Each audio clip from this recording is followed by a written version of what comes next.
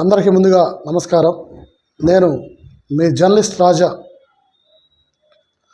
Andhra Pradesh independent journalist association నిర్మాణం జరిగింది. ఈ నిర్మాణ దశలో జిల్లా స్థాయి, మండల స్థాయి కమిటీలను ఏర్పాటు చేయాలని నిర్ణయించుకున్నాము. జర్నలిస్టులు ఎదుర్కొంటున్న సమస్యలపై ప్రభుత్వం దృష్టికి తీసుకెళ్లాలనే ఒక దృక్పథంతో ఒక 24 డిమాండ్లను ప్రధానంగా రెడీ చేశాము. ఇంట్లో కొన్ని అంశాలు క్లుప్తంగా వివరించే ప్రయత్నం చేస్తాను. ఏంటంటే, వ్యవస్థకే జర్నలిస్ట్ పాత్ర ఊపిరి వంటిది. అలాంటి జర్నలిస్టులు ఎదుర్కొంటున్న కొన్ని ప్రధానమైన డిమాండ్ల మీద కొన్ని అంశాలు తీసుకోవటం, ప్రభుత్వం దృష్టికి తీసుకెళ్ళి వారి సమస్యల పరిష్కారానికి కృషి చేసేందుకు నడుం బిగించాం మన ఆంధ్రప్రదేశ్ ఇండిపెండెంట్ జర్నలిస్ట్ అసోసియేషన్. ఈ మన యూనియన్ సంఘంలో ఎవరైతే చేరుతారో అందరూ కూడా స్వచ్ఛందంగా జాయిన్ అవుతారో వారందరి కోసం కృషి చేయటం జరుగుతుంది. వారి కళ్ళల్లో, వారి కుటుంబ సభ్యులలో ఆనందాన్ని నింపటం కోసమే మా ఈ ఆంధ్రప్రదేశ్ ఇండిపెండెంట్ జర్నలిస్ట్ అసోసియేషన్ నిర్మాణం జరిగింది. అయితే కొన్ని డిమాండ్లు ఏంటంటే, జర్నలిస్టుల పిల్లలకు ఉచిత విద్య, కేజీ టు పీజీ వరకు ఉచిత విద్య అందించాలి. అలానే జర్నలిస్టులకు అనారోగ్య సమస్యలు మరింతగా పెరిగిపోయాయి. ఈ క్రమంలో వారికి హెల్త్ కార్డులు మంజూరు చేయాలి ప్రభుత్వం. హెల్త్ కార్డులు, అక్రిడేషన్స్, రైల్వే పాసు, ఇలా అన్ని సౌకర్యాలు కల్పించాలి. తర్వాత హెల్త్ కార్డులో కూడా ఒక లిమిట్, వ్యాలిడ్ లేకుండా, వ్యాలిడ్ ఫర్ ఎగ్జాంపుల్ ఒక సంవత్సరం వరకే ఉంటుంది.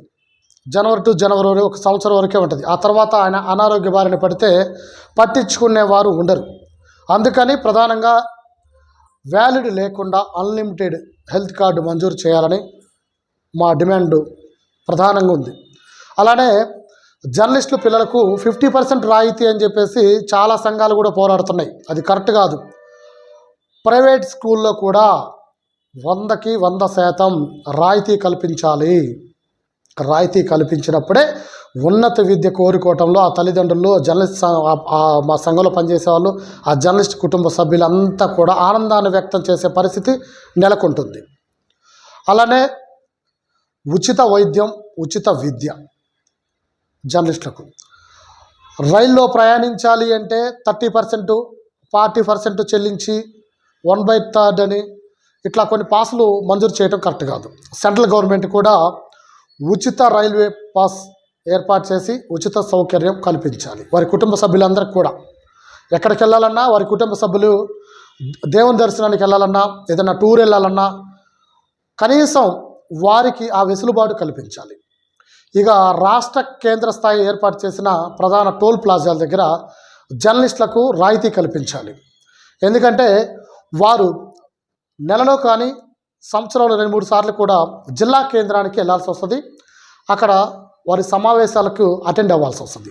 ఆ క్రమంలో టోల్ ప్లాజాల దగ్గర గంటల వ్యవధి కాలాన్ని వెచ్చించి ఆ పెచ్చు వాళ్ళ దగ్గర 100 నుంచి 200 వసూలు చేయటం ఇది కరెక్టే కాదు.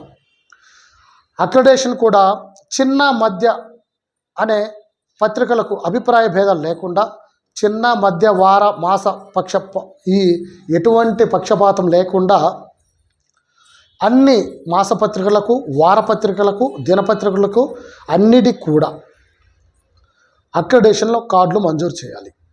అంతేకాని అక్రిడేషన్ కార్డు మంజూరు చేయడంలో జిఎస్టీలని చిన్న, మధ్య పత్రికలకు కొన్ని నిబంధనలు పెట్టాయి.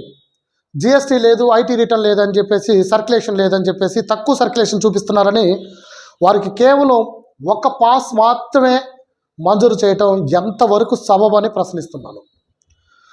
వారు లక్షలు వెచ్చించి, అప్పులు చేసి లక్షలు వెచ్చించి పేపర్ని ముద్రించి రాత్రి పగలు కష్టపడి ప్రజాసేవలో భాగంగా ప్రభుత్వాలకు వారధిగా పనిచేస్తూ ప్రజల సమస్యలు ప్రభుత్వానికి, ప్రభుత్వం చేస్తున్న అభివృద్ధి సంక్షేమ పథకాలు ప్రజలకు చేరవేసే దిశగా ప్రతి అంశాన్ని క్లుప్తంగా వివరణతో కూడిన అంశాలను కూడా ముద్రించి ప్రజాసేకరణలో మొత్తం కూడా వారి వివరాలు తీసుకొని, అధికారుల వివరాలు తీసుకొని, ఆరోపణలు అయితే మీ వివరాలు అన్నీ కూడా వార్తా రూపంలో క్లుప్తంగా ప్రతి అంశాన్ని క్లుప్తంగా పరిశీలించిన పిమ్మట ముద్రించి రేయనక పగులనక కష్టపడి నిరంతరం కృషి చేస్తున్న చిన్న మధ్య తరహా పత్రికల యాజమాన్యాలు చాలా ఇబ్బంది పడుతున్నాయి.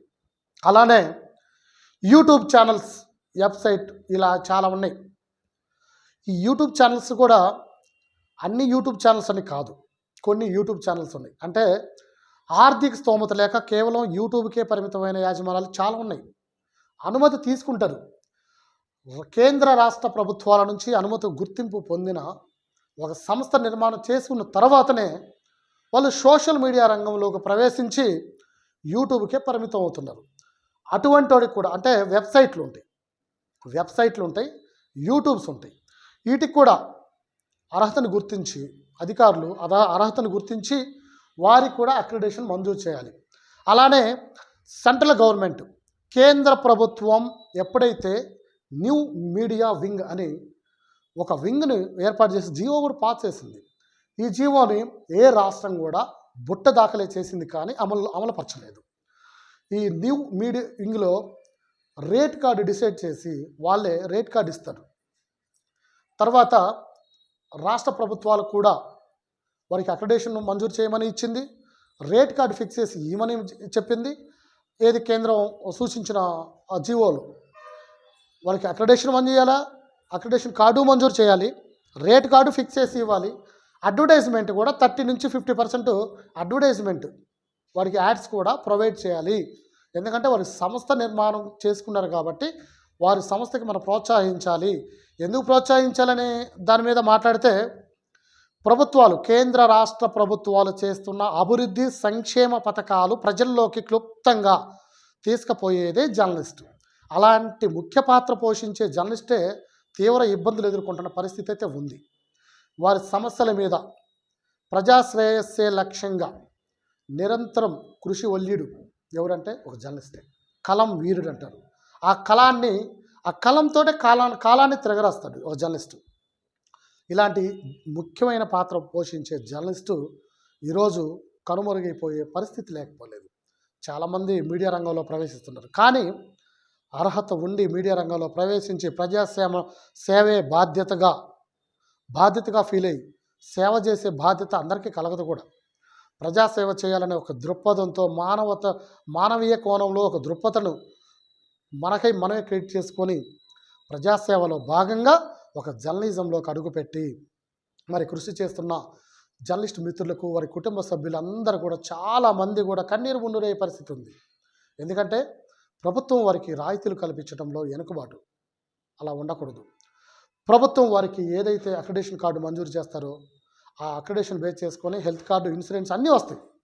ఆ తర్వాత ఒక జర్నలిస్ట్కి ఇళ్ల స్థలం లేక, ఇల్లు లేక కనీసం ఒక వృత్తి ధర్మంలో భాగంగా ఇల్లు లేక అద్దెలలో మునిగిపోతున్నారు. కనీసం అద్దె కట్టే స్తోమత కూడా లేని పరిస్థితులలో జర్నలిస్టులు చాలా అగమ్యగోచారంగా మారిపోయింది వారి జీవన శైలి.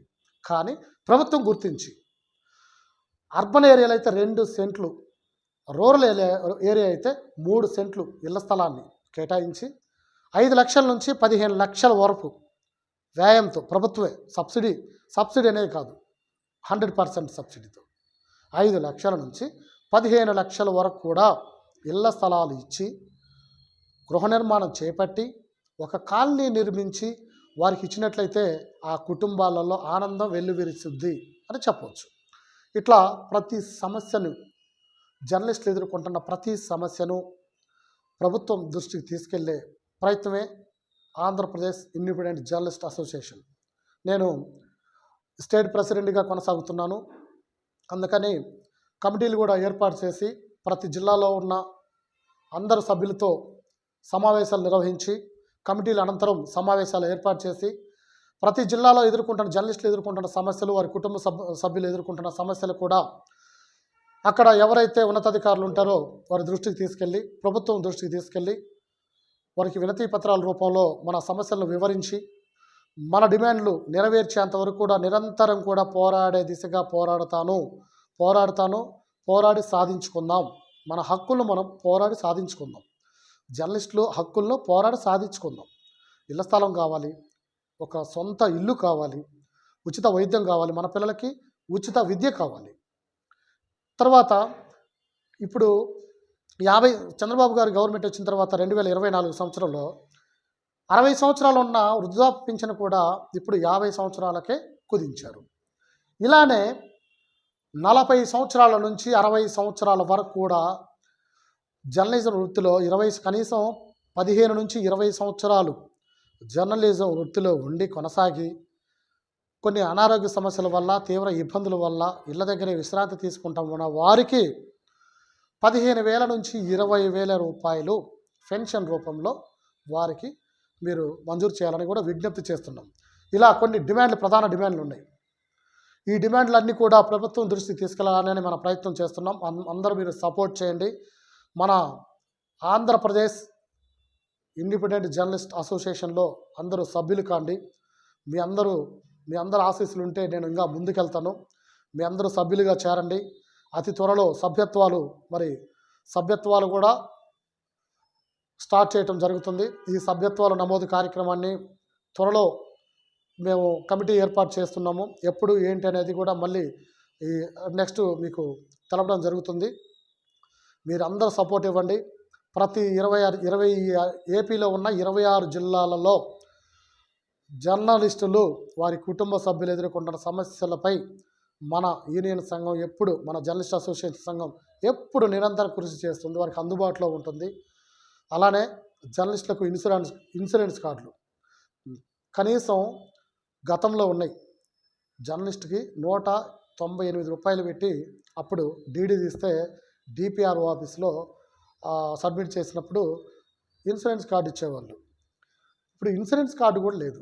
జర్నలిస్ట్కి ఇన్సూరెన్స్ కార్డు ప్రధానం. వారి కుటుంబం పోషణకు నెక్స్ట్ ఏంటి, పెద్ద దిక్కు కోల్పోతే పరిస్థితి ఏంటి? అలానే ప్రభుత్వాలు జర్నలిస్టుల సమస్యలు తీర్చి వారు అనుకుంటున్న వాళ్ళ డిమాండ్లు కూడా ప్రధానంగా తీర్చాలని మా డిమాండ్. అలానే ఇన్సూరెన్స్ 10 లక్షల నుంచి 50 లక్షల రూపాయలు ఇన్సూరెన్స్ కూడా ఏర్పాటు చేయాలని కంపెనీలతో మాట్లాడి ఏర్పాటు చేసి డీడీ రూపంలో మా దగ్గర కొంత రుసుం చెల్లించుకొని ప్రభుత్వానికి డీడీలు తీయడానికి కూడా సిద్ధంగా ఉన్నాం. అలానే ఆరోగ్యశ్రీ కార్డు మాదిరిగానే హెల్త్ కార్డులో కూడా అన్లిమిటెడ్ హెల్త్ కార్డు ఇచ్చి కనీసం 100 రూపాయల నుంచి 100 రూపాయలు దాటిన తర్వాత 50 లక్షల వరకు కూడా ఎటువంటి వైద్య ఖర్చులైనా సరే ప్రభుత్వం భరాయించి ఒక జర్నలిస్ట్ కుటుంబాన్ని ఆదుకునే దిశగా ఉండాలని ప్రభుత్వాన్ని మేము డిమాండ్ చేస్తున్నాం. ప్రభుత్వానికి విజ్ఞప్తి చేస్తున్నాం.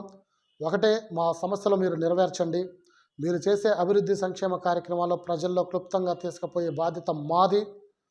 ప్రజలు ప్రభుత్వాల వలన, ప్రతిపక్షాల వలన ఎదుర్కొంటున్న ప్రతి సమస్యను, అధికారుల వలన ఎదుర్కొంటున్న ప్రతి సమస్యను కూడా మీ దృష్టికి తీసుకొచ్చే బాధ్యత ఒక వారధిగా ఒక జర్నలిస్ట్పై మాపై ఉంది. అది మీరు గమనించి మీ అందరూ కూడా ప్రభుత్వం కూడా గమనించి ప్రభుత్వంలో ఉన్న పెద్దలు సీఎం చంద్రబాబు గారు కావచ్చు, డిప్యూటీ సీఎం పవన్ కళ్యాణ్ గారు కావచ్చు, అలానే నారా లోకేష్ గారు కావచ్చు, ఇలా ప్రభుత్వ పెద్దలందరూ కూడా మా జర్నలిస్టు సంఘాలు ఎదుర్కొంటున్న సమస్యలను త్వరలో మీ గవర్నమెంట్లోనే పరిష్కరిస్తారని విశ్వసిస్తూ మీ అందరూ మళ్ళీ నాపై ఆశీస్సులు ఉండాలని మీ అందరికీ మరొకసారి విజ్ఞప్తి తెలియజేసుకుంటూ సెలవు తీసుకుంటున్నాను. నమస్తే.